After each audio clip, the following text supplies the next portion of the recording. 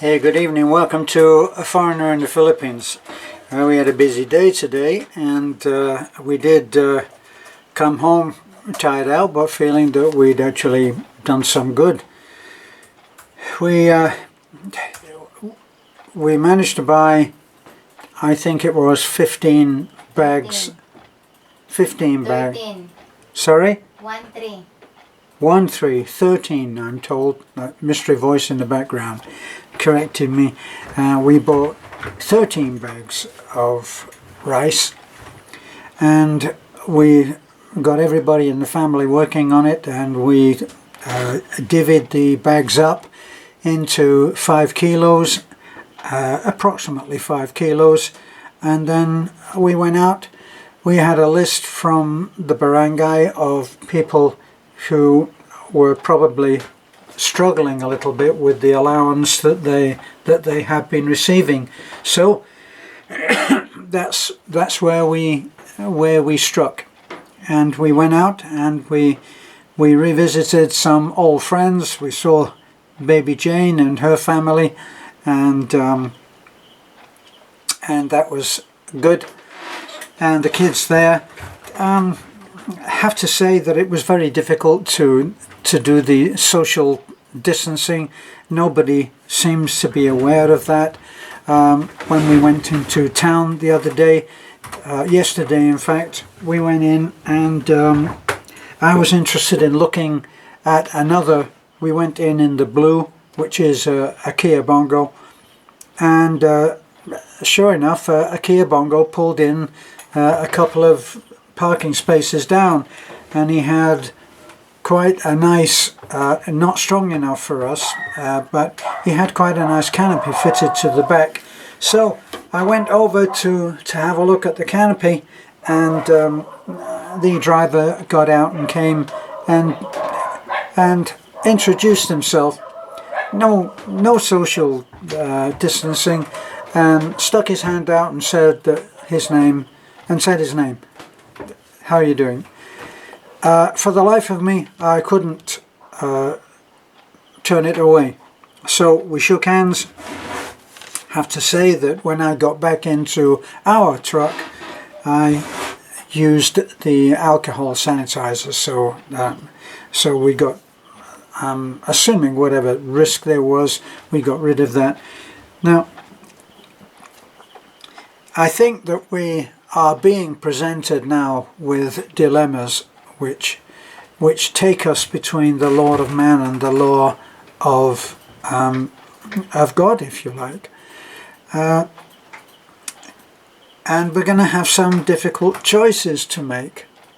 I know that when we went to one particular community, the one actually that was the scene of House 42, and we went there and we gave away a lot of rice there, and that is one particular place that has a ton of children, and they're delightful kids, and they come up and they're very respectful, and they grab your hand and press it to the forehead. It's just not in me to turn that down. I can't do it. Beth managed to do it, and do it very nicely, and they listened to her, and but I wonder how it would have worked for me. And then we were about to pull away, and we saw coming down the hill from where the lady that had a lot of children that we went to see. Now, we were going to go up there and take some bags of rice up there, and then we found out that the kids, when they saw the truck come and saw the rice and everything, and we were giving it away, they immediately went hell for leather and went up and informed the mother, and she came down, and so we were able to, that the families that needed it, we were able to give without having to walk up the hill. But then, as I say, we were about to pull away, and we saw this old lady coming down with holding a walking stick, coming down very slowly. She was never going to make it if we just pulled away. So we hopped out again, and we took her some rice, and we met her halfway, she coming down a hill, us going up, and we met her halfway, and she saw that the rice and she knew what it was all about, and she was very grateful, and she said thank you very much, and she stuck her hand out. Am I going to say no, I'm sorry? I don't suppose that lady had a television, maybe not even had a radio. I wonder if she knew anything. She's seen people wearing a mask, which I was wearing a mask. I wore a mask for the entire day, and we carried a sanitizer in the truck as well. So we kept on doing that at every moment that was needed. So when the kids came up and did that, we sanitized. And when people wanted to shake hands, well, we did it, or I did it, and then sanitized thoroughly. Okay. I don't know that you can sanitize everything. Wasn't it Howard Hughes, the famous, famous icon of American history, who got so fanatical about sanitizing that he would not shake hands with anybody. The door handles in his house had to constantly be sanitized, and it went crazy, as apparently he may well have done too. Certainly he was fanatical about all of that. And can we actually pull that off? And I don't think that you can. And I think, as I said, that we are going to be confronted with these social ethical dilemmas, depending on how much you believe everything that you are told about the coronavirus. And that would take some doing, because it's all at odds with itself. There are so many, especially because we're bloggers. I get in every post, every single day, I get something about how it can be cured, how it can be prevented, how it spreads, what it's about. Just so much, just an incredible volume of information, and of course a lot of it is repeated. But what seems to be coming through now is that there are credible people who are putting another viewpoint forward, and that is that a lot of this information that we're being given is not correct, and they are backing it with references and with data, and it's giving us pause to think again. So should we have been out today handing out rice? Which law are we talking about? And we got in touch with the barangay. We had a rep from the barangay, came on his motorcycle.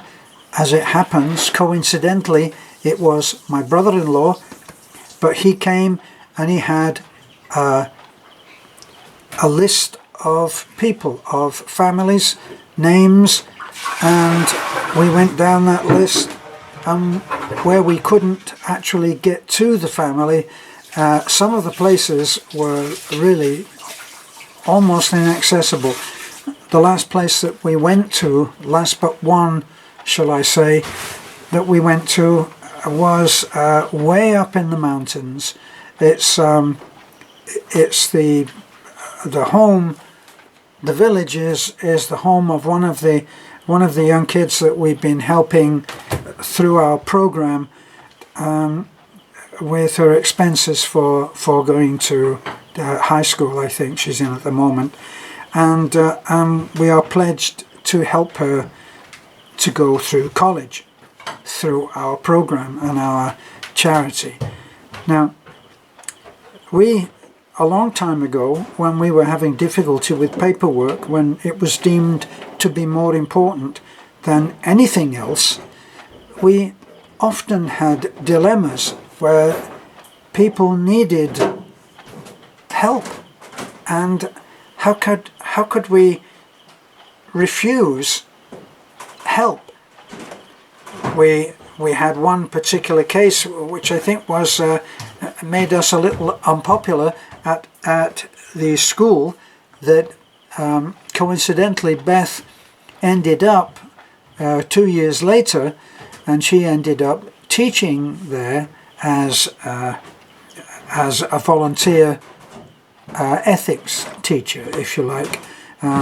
There was a particular program that Beth and her brother, lovely May, and other people were all involved in, and they would go to these schools and they would get a class, and then they would teach a particular syllabus of what kids should be going through, the value of family, how to interact with the family, how to respect parents, how to, what religion was about God, and a whole range of different things to help kids to have a better idea of how to become a good and worthwhile citizen.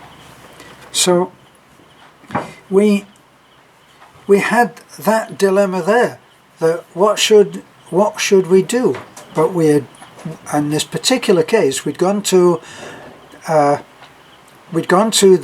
village, the little township, just town.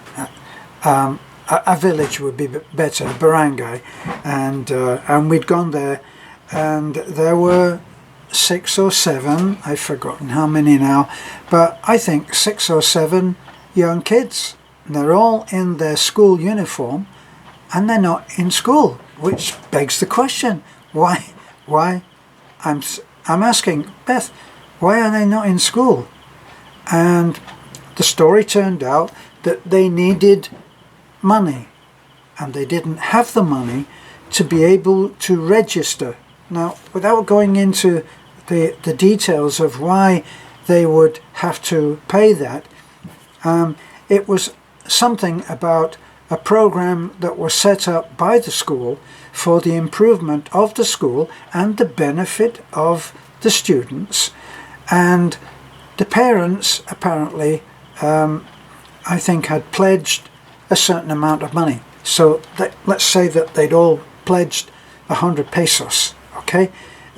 Come the time to have to take the exams, the end of the school term exams, and the 100 pesos wasn't there. And believe me, that's not an unreal sum for them to not have. So I don't remember what the actual sum was. It was a lot more than 100 pesos. But anyway, for the whole thing, it didn't cost us very much. We said, that's all that's stopping you from taking your exam? And they said, yes, we're embarrassed to go because we don't have that money. So we loaded them into the truck, and we drove to the school, drove through the gates with the kids, drove to the spot where the money was being taken in order to register or book in to have their exam, and we called each student up and we paid her fee. Whatever it was, we paid it. Apparently that got a little bit of publicity, and I think that the principal was not too happy about it. But the important thing was that the kids got to take their exam, which was, I think, was important. But that's the kind of dilemma that you are placed with all the time. And we've certainly been going through enough of that since we started to comply with all of the rules and regulations, and believe me, there are a ton.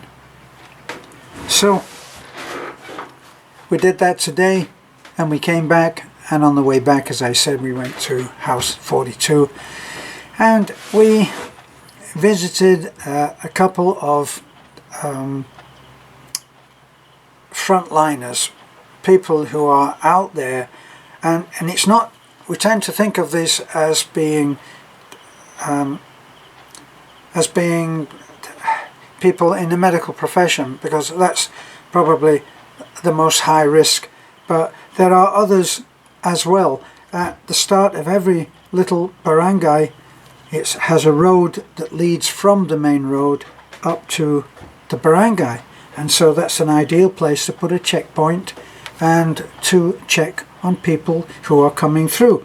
So there's that, and there was the main checkpoint that was between us and Taliban, and we've been through that I think 3 times now, and they know us, and they know that we have the paperwork. We have the little tiny chits there. I have a worker chit that allows me to do the driving, and Beth has her chit for going in and getting groceries and stuff like that.